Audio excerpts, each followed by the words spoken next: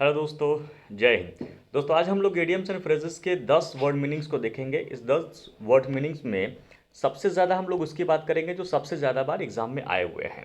तो दोस्तों सबसे ज़्यादा बार एग्जाम में सबसे पहली वर्ड मीनिंग आया हुआ है at arm's length. At arm's length को हम कैसे याद करेंगे? एट आर्म्स लेंथ को याद करने का तरीका है, जैसे मान लीजिए ये आपका आर्म है और ये लेंथ है दूरी। किसी से मैं कह रहा हूँ कि भाई मुझसे एक हाथ दूर रहना, 2 गज दूरी, मास्क है ज़रूरी। कहने का मतलब मुझसे थोड़ा दूर रहना, मुझसे दूरी बनाए रखो, क्लोजनेस की ज़रूरत नहीं है। तो उस हिसाब से अगर हम ऑप्शन की बात करें तो हमारा कौन सा ऑप्शन सही होगा, तो हम देखेंगे दोस्तों कि checking the length of fabric, जी नहीं। As close as one can touch, ये भी नहीं होगा। अवॉइडिंग टू मच क्लोजनेस, यानी कि हम बहुत ज़्यादा करीब होने से जो है बचना चाह रहे हैं, तो इसका सही आंसर हो जाएगा अवॉइडिंग टू मच क्लोजनेस। ये इसका सही जवाब हो जाएगा, सी वाला इसका सही जवाब हो जाएगा। इसी तरह दोस्तों हम लोग आगे बढ़ते हैं नेक्स्ट वर्ड मीनिंग पे। अगला वर्ड मीनिंग है दोस्तों कि at the 11th hour. At the 11th hour का सही जवाब क्या होगा? दोस्तों जब हम बात करते हैं कि एट द 11th आवर का मतलब क्या होगा, एट द 11th आवर का मतलब है दोस्तों, जैसे हम कहते हैं कि घड़ी में 12 बजे हैं। अगर घड़ी में दोस्तों 12 बज रहे हैं तो यहाँ पर क्या है कि 12 बजने से ठीक पहले का समय 11 बजेगा। और अगर 11 बजेगा तो इसका मतलब अब एकदम आखिरी समय आ गया है, अब बस 12 बजने ही वाला है।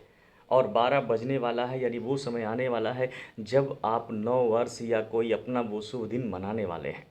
तो इसका मतलब हम कह सकते हैं कि एकदम लास्ट टाइम पर, अंतिम मोमेंट पर। तो क्या होगा? द इनिशियल मोमेंट, जी नहीं, ये तो शुरुआती समय होगा। Eight the last possible moment, यानी कि आखिरी समय पर, अंतिम समय पर, एट द 11th आवर की सही मीनिंग हो जाएगी। तो हमारा सही जवाब हो जाएगा option number B.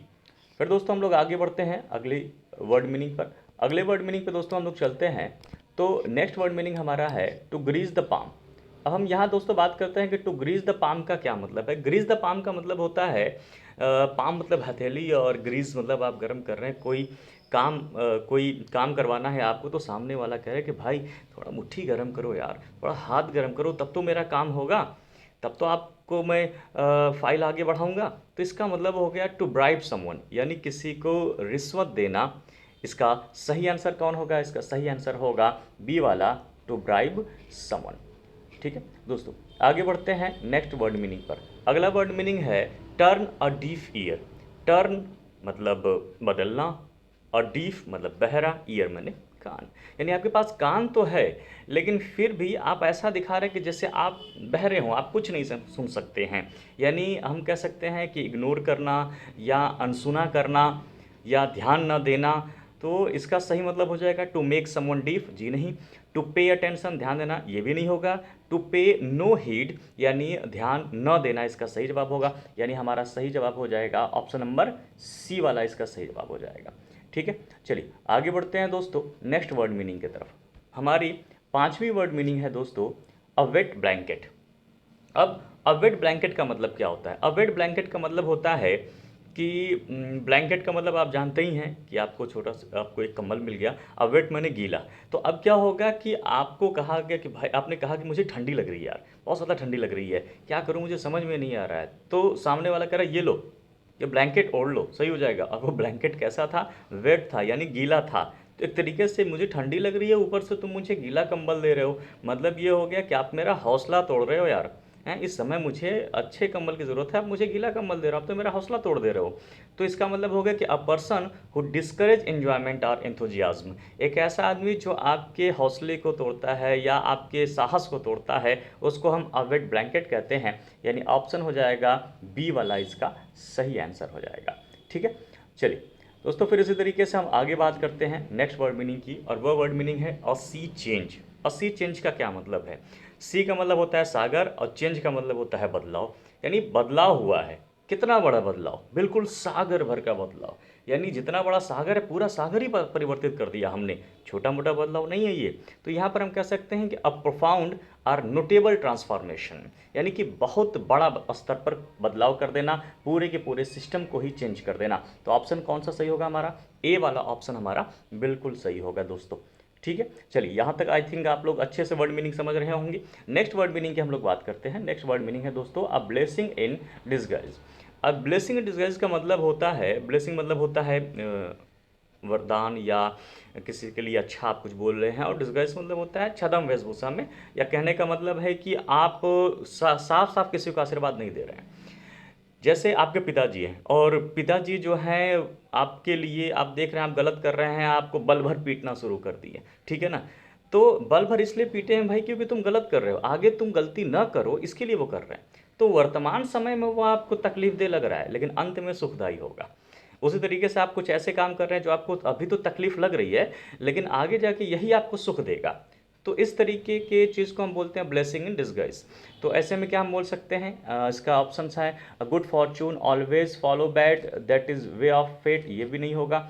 And apparent misfortune that eventually has good result, apparent misfortune अभी तो लग रहा है कि ये बुरा है, लेकिन अंततः ये क्या होगा, अच्छा रिजल्ट देगा। तो सही आंसर इसका क्या होगा, सही आंसर होगा इसका बी वाला, इसका सही आंसर हो जाएगा। ठीक है, तो blessing in disguise I think आपको समझ में आ गया होगा। नेक्स्ट वर्ड मीनिंग दोस्तों हम लोग बात करते हैं, वो वर्ड मीनिंग है एक्लिज हिल्स।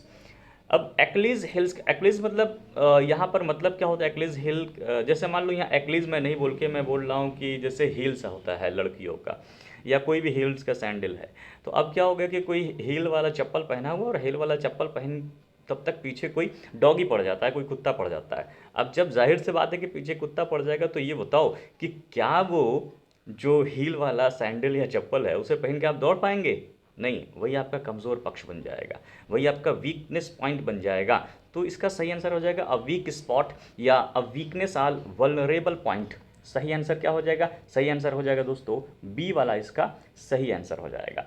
ठीक है, चलिए आगे बढ़ते हैं दोस्तों। नेक्स्ट वर्ड मीनिंग है कि leave no stone unturned, leave no stone unturned.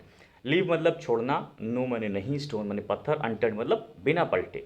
यानी आपने कोई भी पत्थर बिना पलटे नहीं छोड़ा। एक तरीके से कहा जाए कि अब पत्थरों का ढेर था और वहाँ पर आपकी चाबी गुम हो गई।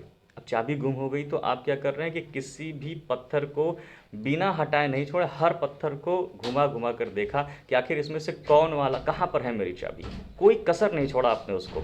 तो यहाँ पर हम कह सकते हैं turn everything everything upside down, या ट्राई एवरीथिंग पॉसिबल। क्या होगा, ऑप्शन नंबर डी होगा, ट्राई एवरीथिंग पॉसिबल। यानी आपने अपनी तरफ से हर संभव प्रयास किया, आप कोई भी ऐसा पत्थर नहीं था जिसको पलटे बिना नहीं छोड़े हैं, आपने पूरा प्रयास किया। तो आई थिंक मेरे ख्याल से एक वर्ड मीनिंग बची रहेगी, तो यहाँ पर आपका सही आंसर कौन होगा, सही आंसर होगा ट्राई एवरीथिंग पॉसिबल। ठीक है, ट्राई एवरीथिंग पॉसिबल। तो एक दोस्तों और है जो बीच में छूट गया था, इसमें हम बात करते हैं कि एक है हमारा भाई कॉक एंड बुल स्टोरी। अब ये कॉक एंड बुल स्टोरी क्या होती है? कॉक मैंने मुर्गा, बुल मैंने सांड। तो यहाँ पर हम बात करें कि कोई हमसे कहा कि भाई कहाँ रह गए थे, तो कह रहे अरे यार मैं वहाँ पर था। क्या हुआ था कि एक मुर्गा था और एक सांड था, दोनों आपस में लड़ाई कर रहे थे, और जो मुर्गा है ना वो सांड को उठा के पटक दिया अच्छे से। अब वही मैं देख रहा था वहाँ पर। तो मैं क्या कर यार गजब की कहानी सुना रहे हो, पहले तो मुर्गे और सांड में लड़ाई कैसे होगी हैं? इस तरीके की कोई लड़ाई नहीं होती, यानी एक बेतुका की कहानी, एक फालतू की बकवास, या हम कह सकते हैं एक झूठी कहानी कोई हमको बता रहा है। तो इसे हम कहेंगे कॉक एंड बुल स्टोरी, जिसपे विश्वास करने लायक नहीं होता है। तो क्या हो सकता है, an implausible story used as an explanation और एक्सक्यूज़। तो सही बात है, किसी को एक्सक्यूज़ करने के लिए, एक्सप्लेन करने के लिए एक बेतुकी से कहानी आप सुना रहे हैं, तो उसको हम कहते हैं कॉक एंड बुल स्टोरी। यानी इसका सही जवाब क्या हो जाएगा, इसका सही जवाब हो जाएगा ए वाला, an implausible story used as an explanation. तो हम लोग एक बार रिवाइज कर लेते हैं क्विक से कि कौन कौन से हम लोग 10 वर्ड मीनिंग को पढ़ा गया है। दोस्तों सबसे पहले हम लोगों ने पढ़ा था at arm's length. At arm's length का मतलब होता है अवॉइडिंग टू मच क्लोजनेस। फिर हमने पढ़ा एट द 11th आवर, इसका मतलब होता है at the last possible moment. फिर हमने पढ़ा grease the palm, grease the palm का मतलब होता है टू ब्राइब समवन। फिर हमने पढ़ा टर्न अ डीफ ईयर, यानी कि अनसुना करना, टू पे नो हीड। फिर हमने पढ़ा कॉक एंड बुल स्टोरी, इसका मतलब होता है an implausible story used as an explanation और एक्सक्यूज। और फिर हमने पढ़ा अ वेट ब्लैंकेट, यानी कि a person who discourage enjoyment और एंथुजियाज्म, यानी हौसला तोड़ने वाला व्यक्ति। अ सी चेंज, बहुत बड़ा बदलाव। अ प्रोफाउंड और नोटेबल ट्रांसफॉर्मेशन। और ब्लेसिंग इन डिस्गाइज का मतलब होता है कि an apparent misfortune that eventually has good result, यानी शुरू में तो आपको दुखदाई लगेगा लेकिन अंततः अच्छा रिजल्ट देगा। एक्लीज हिल्स का मतलब होता है कि वीकनेस आर वल्नरेबल पॉइंट हो जाएगा, और वहीं पर हम लीव नो स्टोन अनटर्न की बात करेंगे तो ट्राई एवरीथिंग पॉसिबल हो जाएगा। ठीक है, तो दोस्तों फिर अगले टाइम हम फिर आएंगे और नेक्स्ट 10 इडियम्स एंड फ्रेजेस की फिर बात करेंगे। Thank you very much and subscribe our channel.